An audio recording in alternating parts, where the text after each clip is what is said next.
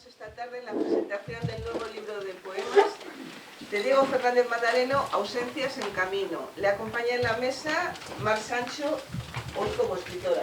Como tiene más funciones, hoy tiene como escritora. Con ellos los dejo. Buenas tardes a todos, bienvenidos al Templo Letum y bienvenido también, Diego, a este nacimiento de libro de Ausencias en Camino. La poesía es el prodigio de relatar la existencia en escasas palabras. El poeta es un manantial de la verdad, el custodio de aquello que cotidianamente sentimos, pero que no decimos. Y es por ello que asistir, como todos vosotros estáis haciendo ahora, a la presentación de un libro de poesía es abrir una puerta vertiginosa al abismo de las palabras. Y tras ello, aunque quizás algunos ya lo hayáis hecho antes, llegará la lectura del libro, Ausencias en Camino. En él, Diego Fernández Madaleno ha encapsulado las historias de todas sus ausencias, que son al mismo tiempo las historias de nuestras ausencias, y lo ha hecho de una manera tan bella que el lector, más aún si es poeta, y tenemos aquí poetas hoy, hubiese querido escribir este libro. Y es que la satisfacción del arte muchas veces se basa en el reconocimiento. Es algo muy evidente o explícito que sucede, Diego, con la música o con la contemplación de un cuadro, donde el reconocimiento de algo que nos ha hecho sentir previamente nos estremece. Pero la poesía es el género donde más palpita esa sensación, la de reconocer un sentir propio en las palabras de otro y hallar en ello la verdad y la propia vida. Hoy Diego Fernández Madaleno es poeta y escritor, y así te voy a presentar. En primer lugar, con sus libros de diarios El tiempo incinerado, Razón y desencanto, El rigor de los signos, y con el poemario Libro del miedo. Y junto al poeta y al diarista está también el pianista, el docente, el Premio Nacional de Música, el académico de la Purísima Concepción, y de su solapa cuelga hoy, para orgullo de todos los que estamos a su lado y quienes podemos contemplarla, la cruz de Alfonso X el Sabio, reciente y flamante. Y cuelga esa cruz porque el sabio es él. Y hay dos tipos de sabios: aquellos que son una biblioteca de puertas cerradas o una librería de puertas cerradas, y aquellos que fluyen en música, en palabras, en enseñanza y en generosidad, como es el caso de Diego Fernández Madaleno. Una vez, durante mi tiempo de viajar, yo atravesaba el desierto del Negev y me detuve en una tienda de beduinos, donde esa hospitalidad habitual suya servían el té a cualquier viajero que allí se detuviera. Y un beduino anciano, que no me conocía de nada, me dijo: «Tú sabes cosas, pero eres vaso, no eres acequia. Todo ese conocimiento y ese sentir permanece en ti y lo que has de hacer es que brote». Y yo quiero compartir hoy con vosotros que Diego es acequia y de esa manera su agua nos llega en este nuevo libro y en otras muchas propuestas que de él vienen. Y además esta tarde somos muy afortunados porque tenemos aquí a un poeta que es capaz de estremecer el aire. Sabéis bien que hay muchos poetas que no leen bellamente sus versos. Seguramente hay varios nombres pasando por vuestras mentes en estos momentos. Y sin embargo, Diego es capaz de hacer sonar la poesía como es capaz de hacer un piano, de hacer sonar un piano. Muchos días lee a otros y comparte su lectura con todos nosotros. Lee en voz alta con una pausa de palabras y de silencio, con rigor y con generosidad. Y en cierto modo, esto es un concierto para poeta solo, y por ello, a lo largo de la presentación y a modo de muestrario, para que quienes escuchéis y no hayáis leído el libro anheléis hacerlo esta misma noche, Diego Fernández Madaleno leerá algunos de los poemas de Ausencias en Camino. Un libro cuyo título está tomado de uno de los versos que contiene. Y es un título que en sí mismo es un poema y que de hecho en sí mismo es un libro. que cuántas historias nos cuenta solamente ya el título, Ausencias en Camino. Y voy a ir dando la palabra al poeta, a su voz y a desentrañar qué ha llevado, qué ha conducido a este libro, y de esta manera vamos a iniciar una suerte de diálogo para que nos desentrañe todo lo que aquí vamos a leer y también lo que está detrás de lo que vamos a leer. Querido Diego, ¿qué es la ausencia para ti y cómo se convierte en poesía? Muchas gracias a todos por estar aquí, gracias a Estrella por acogernos en su maravillosa librería y gracias a Javier Campelo, el editor de Páramo, que decía Juan Ramón Jiménez que en edición diferente los libros dicen cosa distinta, y yo creo que es cierto. Y en estas Ausencias en Camino que ha editado Páramo, ha conseguido que sea mejor el resultado que lo que yo les he enviado a ellos. Gracias también a Ángel Marcos, un magnífico fotógrafo, que es el autor de la imagen de Solapa, donde también ha mejorado el original. Y gracias a Mar, escritora, que además tiene formación musical también, y que presenta el libro, ha escrito libros de relatos, de poemas, etc. Muchas gracias por la presentación. A mí lo que me gustaría es ser como me ve ella, y me gustaría ser como me ven mis amigos. Hace poco Gregorio Luri decía que un amigo es el que te hace creer que tu mejor versión es tu auténtica versión. Y bueno, muchísimas gracias. Igual que cualquier otro reconocimiento en las palabras o en cualquier otro lugar, uno siente también mucha responsabilidad de estar a la altura de lo que han dicho, porque es como una especie de imagen a la que uno quisiera parecerse. Una vez a un monje le preguntaron por qué llevaba el hábito, y él no dijo para que los demás vieran, sino dijo para que no se me olvide que soy un monje. Entonces, bueno, pues de alguna manera estas palabras hacen que yo intente ser mejor y me vaya aproximando a la imagen de mí que tienen las personas que me quieren. El libro Ausencias en Camino, las ausencias que me preguntaba Mar, dan cuenta de una visión de la realidad en la que la vida es conocer y despedirse. Es decir, fundamentalmente uno está encontrándose y despidiéndose. Y no hay una relación opuesta, sino desde mi punto de vista es una relación que se da simultáneamente. Es decir, en la propia presencia está esa ausencia, y al revés, ¿no? Es un camino, como lo que decía en la película Tierras de Penumbra, de Richard Attenborough. Hay un momento en el que dice sobre la vida de C.S. Lewis, dice, el dolor de ahora es parte de la felicidad de entonces. O sea, eso es, digamos, Ausencias en Camino. Es decir, es una celebración y al mismo tiempo un duelo. Y de todas las ausencias que el libro recoge, atisba, profetiza, condensa y arroja, Diego, ¿cuál es la más profunda? Félix Antonio González, que era un gran amigo y una de esas ausencias, él decía que había muchas personas de su edad que comentaban una frase que era en mis tiempos, como si los tiempos presentes no fueran los suyos. Y es cierto, porque la vida es siempre vida, hasta el final. Pero hay una ausencia que para mí es la ausencia original, que es la de la llegada al mundo. Cuando llegamos al mundo, no es que el mundo sea perfecto, pero es lo que encontramos, y tiene un orden, y tiene unas personas. Y cuando pasa el tiempo, hay otras personas para quienes el mundo, sin esas ausencias, es perfecto.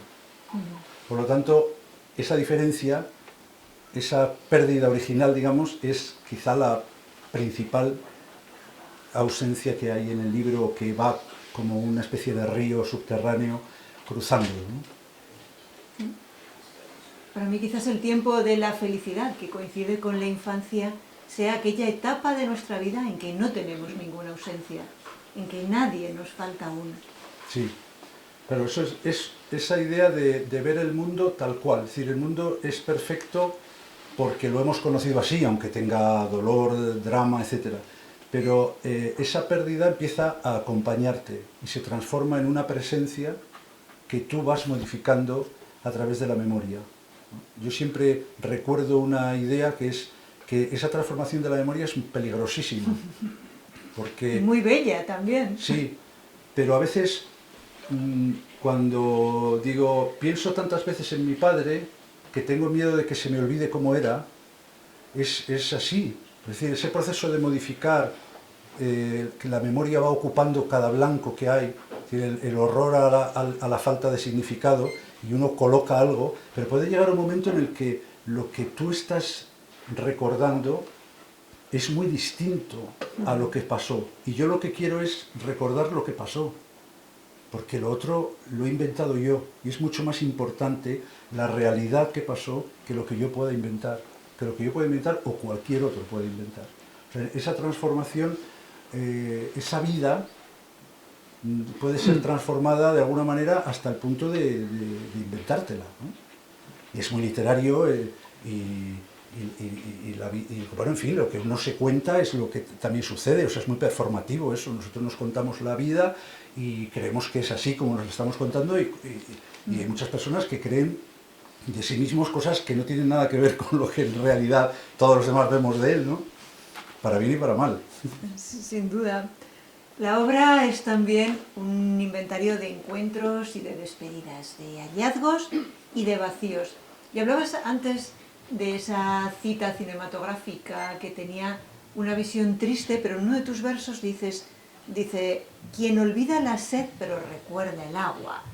Y eso de aprender lo bello y lo positivo es algo fundamental. Porque en tu libro hay una parte de celebración y también hay esa parte de miedo a la ausencia que viene de tu otro libro, ¿no? de tu libro del miedo. ¿Encuentras aquí un miedo a perder las encinas y las columnas que nos sustentan, como dices, en un determinado momento? Es decir, de todo aquello, de todos aquellos en realidad, que no son importantes, o es tan solo y casi nada, además, una manera de atesorarlos y de conservarlos, y con el peligro que tú decías de convertirlos en poema, igual que muchas veces a esas personas que ya no están, y empezamos a recordarlas en la fotografía, no como eran realmente, ¿no? Como tú acabas de decir, corremos el riesgo de recordar a través de un poema. Pues sí. Yo una vez, esta semana pasada creo que ha sido, me preguntaban por la síntesis del libro y yo no sabía muy bien, porque a mí me resulta dificilísimo hablar de un libro de poemas. Estoy acostumbrado a hablar de ensayos o de diarios o de música de concierto, de lo que sea, pero de hablar de poemas es muy difícil. Y esa síntesis yo intentaba dar una respuesta, y días después, leyendo el nuevo libro de Agustín Fernández Mayo, creo que había una síntesis ahí perfecta, ¿no? Que en una de las frases de Madre de Corazón Atómico, que acaba de publicar, dice: tardas algún tiempo en darte cuenta de que la gente se muere para hacerse imprescindible, ¿no? Y se lo dije a Agustín, digo, he reducido mi libro al tuyo después de haberlo escrito. Me lo han preguntado, no sabía responder, y luego ya me has respondido tú con esa idea, ¿no? Porque es un libro en el que evoca una serie de cuestiones de su padre, bueno, es fantástico el libro. Y yo creo que esa idea es la que está y la que se va elaborando también a través de la propia palabra, ¿no? Porque, bueno, la poesía evidentemente se hace con palabras, no con ideas, como decían muchas veces autores excelentes, ¿no? Y yo estoy de acuerdo. Es decir, que muchas veces lo que sucede es que la propia escritura es la que nos dice y la que nos hace. Es decir, es un hacer que nos construye a nosotros, es decir, como si fuera de Escher, ¿no? Y va cerrándose en sí mismo. Es lo que dice la moneda, solo sé lo que sé cuando me lo dicen mis propias palabras. Es decir, al escribir uno desea, y pasa también en la música, es decir, yo quiero hacer algo y utilizo mis recursos técnicos para conseguirlo. Pero también hay ocasiones en las que son mis recursos técnicos, en el mejor sentido, porque cuando dices recursos técnicos parece que dices habilidades, trucos, etc. No, son tus propios recursos los que te hacen desear algo que tú no podrías imaginar. Es como una especie de intuición que es como la vanguardia de tu inteligencia, no como lo contrario, es decir, no como algo primitivo que emerge en ti, sino al revés, sino como la vanguardia de la inteligencia que sabe, pero no sabe, ¿no? Como dice del gusto, el gusto es un saber que no sabe, en ese aspecto, ¿no? Entonces, esa idea de que tus propias palabras son las que te van diciendo lo que tienes que escribir y son las que te van explicando lo que quieres decir. Esa idea yo la veo muy real, o sea, y muy poco metafísica, es decir, no es hablar como que estuviéramos en las noches de Ortega, sino es decir, una cuestión muy real, es decir, escribir, o lo que digo de la técnica del instrumento, hay un proceso en el que el trabajar con las manos te van diciendo también, tienen su propia memoria. Es como que tocas el piano y te dicen, bueno, ese pasaje la memoria está en los dedos. No, pues no solamente es una cuestión puramente técnica, mecánica. Una cosa es lo mecánico y otra cosa es lo técnico. Y en ese aspecto yo creo que es donde creo que puedo responder parcialmente a lo que me has dicho, porque totalmente no puedo responder a nada. Pero lo sé de antemano, además, que no puedo responder a nada y a veces... o sea, porque no puedo sustituir la experiencia del texto, yo puedo contar circunstancias alrededor, ¿no? Cuando hablamos de poesía o hablamos de música, estamos rodeando siempre. Cuando explicamos, los profesores de piano o de cualquier instrumento estamos siempre haciendo metáforas, siempre decimos, esto es como, todo el rato estamos, porque no podemos hablar. Barenboim dice, si yo pudiera explicar una sinfonía no necesitaría tocarla. Si yo pudiera explicar qué es este libro, no necesitaría escribir estos poemas, ¿no? Es decir, entonces me resulta muy difícil poder ir al corazón del texto, ¿no? Yo creo que para ir al corazón del texto solamente he podido llegar con estas palabras. No puedo llegar con otras. Si hubiera podido llegar con otras, las hubiera escrito o sustituyendo estas o añadiéndolas. Pero son las únicas palabras que yo he podido encontrar para decir esto. Y tienes razón, lo más complicado de presentar es un libro de poesía. Estrella, que escucha presentaciones todos los días, lo sabe, porque, claro, es muy fácil hablar de los diarios con esa experiencia personal. Es fácil también presentar una novela sin contar el final, pero un libro de poesías es esa mezcolanza, tú lo has dicho muy bien ahora, entre la palabra y el sentir. Y traslucir eso de una manera que además haga apetecible esa posterior lectura y ese descubrimiento, no es nada sencillo. Hablabas, Diego, de la técnica, y Ausencias en Camino le aparece al lector, y aquí te hablo como lectora, como un libro de versos macerado, como un libro que ha tenido su reposo, que ha sido tratado, cuidado y cultivado durante un tiempo hasta llegar al final. ¿Es así realmente? ¿Reúne este libro poemas que son supervivientes al tiempo, a los cuadernos, a los cajones de los poetas y a muchos ocasos? Sí. Además, de las actividades que yo hago, la que es más tranquila para mí, la que no tiene ninguna urgencia, no tiene ningún plazo, es la poesía. Entonces, en el tiempo en el que he escrito Ausencias en Camino, también he escrito otros poemas, he escrito que pertenecen a otros proyectos, no pertenecen a este, ¿no? Es decir, también, no solamente por una cuestión de de idea del libro, sino sobre todo de la propia escritura. Y me parece que ahí la escritura es una escritura muy concreta. Es decir, está la brevedad, la idea de síntesis, la idea de concentrar la mayor fuerza, la mayor potencia que yo pueda en el poema, y luego que pase el tiempo y que cuando vuelva al poema, el poema contenga la poesía que yo vi cuando lo escribí y creí que la tenía, ¿no? Eso no quiere decir que la tenga para nadie, es decir, son todo intentos. Yo intento eso, creo que el poema, cuando creo que el poema lo puedo publicar, pues lo publico. Pero, claro, el lector, la relación binaria que hay siempre, como dice Jorge Wagensberg, la relación siempre es binaria, es decir, siempre está el lector, está la obra, está quien ve un cuadro, está el cuadro, y la relación es la intersección que hay entre ambos.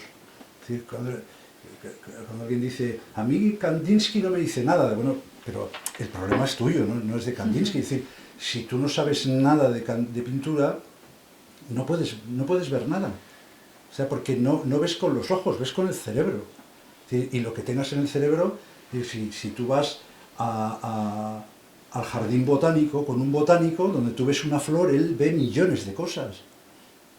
Y los ojos son los mismos. Es decir, que esa idea es una idea de buscar lo que la palabra puede dar y lo que tú puedes hacer, ¿no? Luego ya el lector, es decir, cada lector pondrá en la parte de intersección que le corresponde a él lo que él sabe, su propia experiencia, su propia vida, y le parecerá una cosa u otra el libro, ¿no?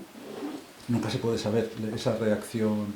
Y además el libro se lee en privado, es decir, yo doy un concierto y yo estoy con la gente, ¿no? La gente está ahí. Y yo tengo cierta percepción de lo que está pasando, cierta percepción de cómo se está recibiendo. Sin embargo, el libro no sé nada, yo no estoy delante de nadie cuando puede estar leyéndolo, yo no sé nada. Sin embargo, otro sí que percibo una reacción.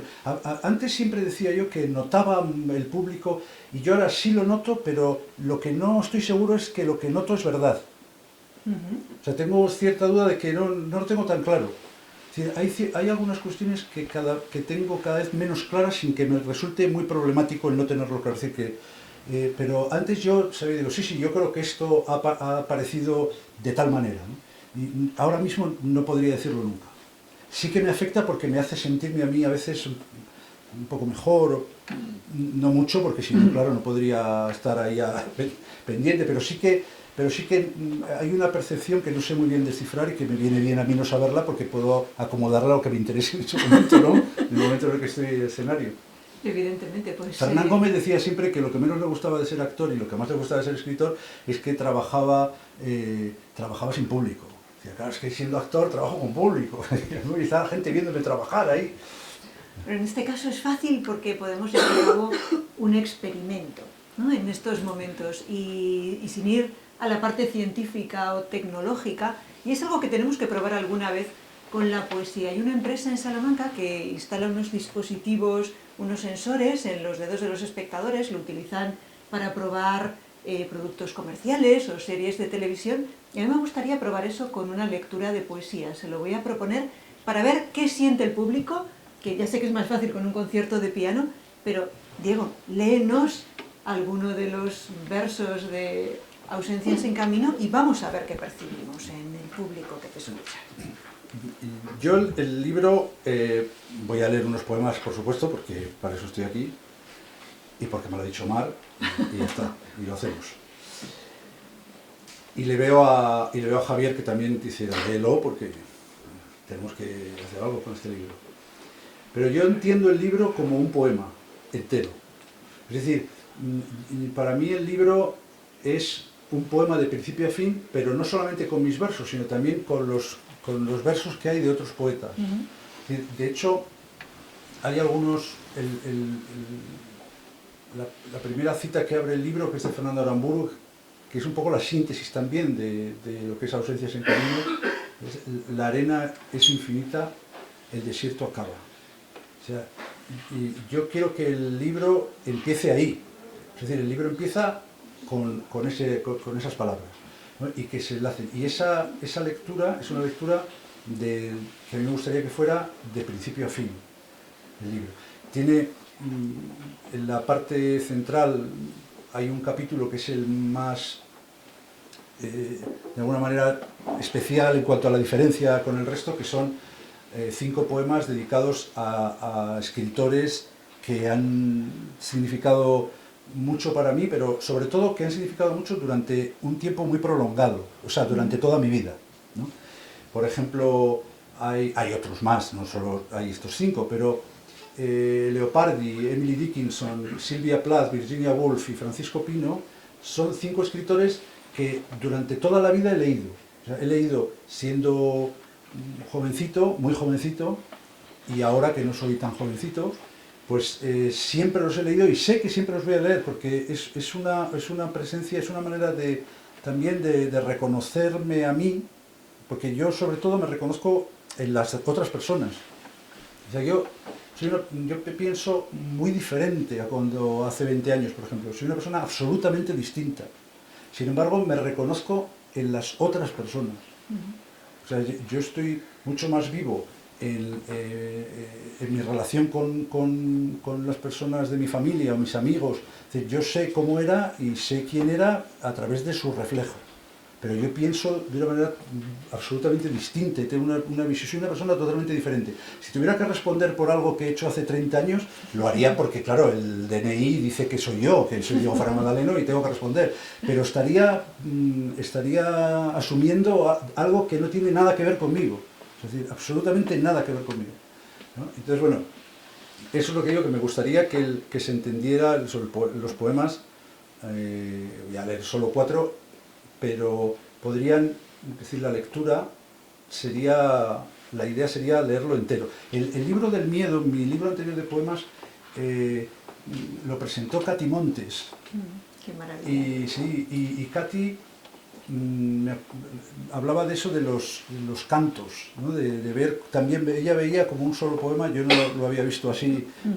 Luego vi que es verdad que tengo esa misma sensación, aunque también había una idea visual, había poemas que tenían una visualidad, un movimiento dentro de la página, y porque también eso es muy importante, ¿no? El texto se lee, pero además está escrito con una tipografía, por eso digo que la edición es fundamental. Está escrito de una manera, el papel es de una manera. Es decir, a lo mejor en un ensayo, en una novela, tiene otro valor, pero en un libro de poemas yo creo que tiene una importancia extraordinaria, ¿no? La limpieza de la página, es decir, voy a leer 4 poemas y los voy a leer, son muy breves, los voy a leer seguidos para esa idea de continuidad que creo que tienen. Yo creo que tienen, no lo sé, ¿no? El espejismo era escuchar tu voz en otros labios, el viaje de la ausencia a su destino. No siempre el deseo es despertar. A veces son palabras que se desnudan hasta el silencio. A veces es la luz quien sueña con lo oscuro al sonreír.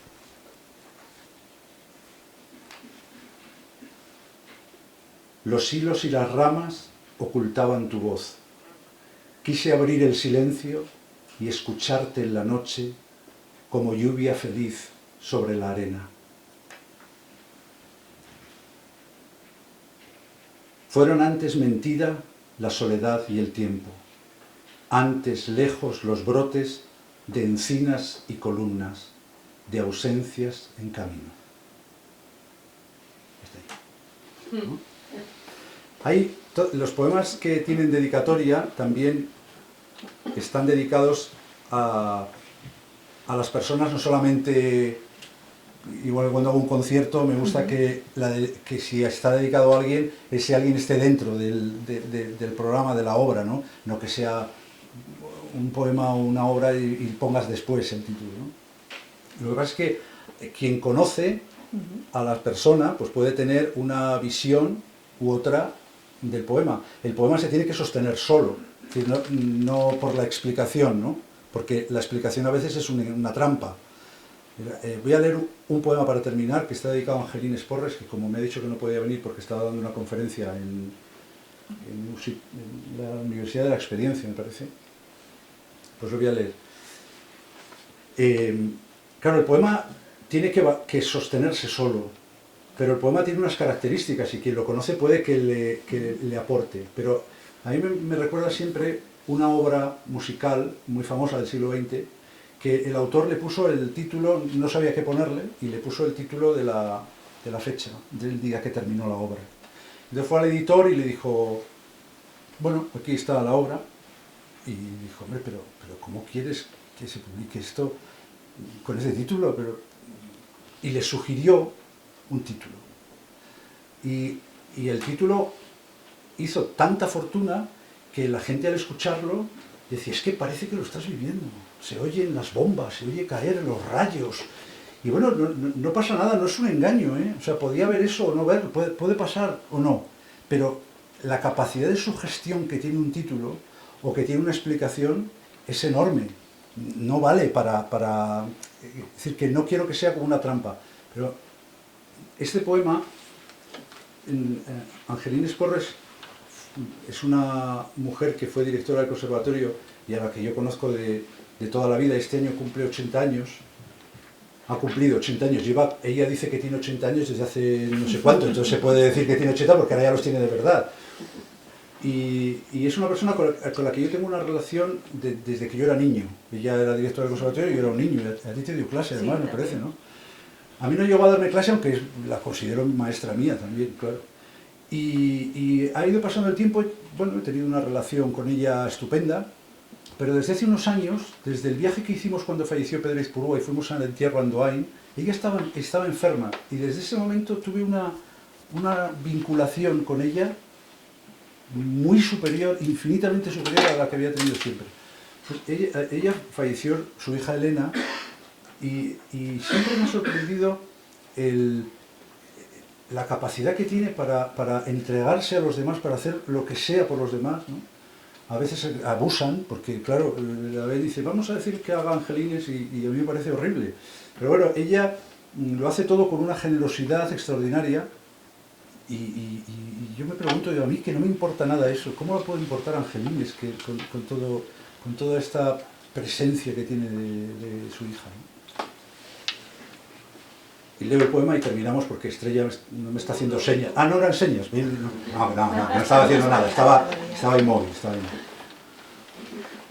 Un día me enseñaste dónde vuelve la muerte a ser un manantial. Cómo son las cenizas, aliento que no cesa.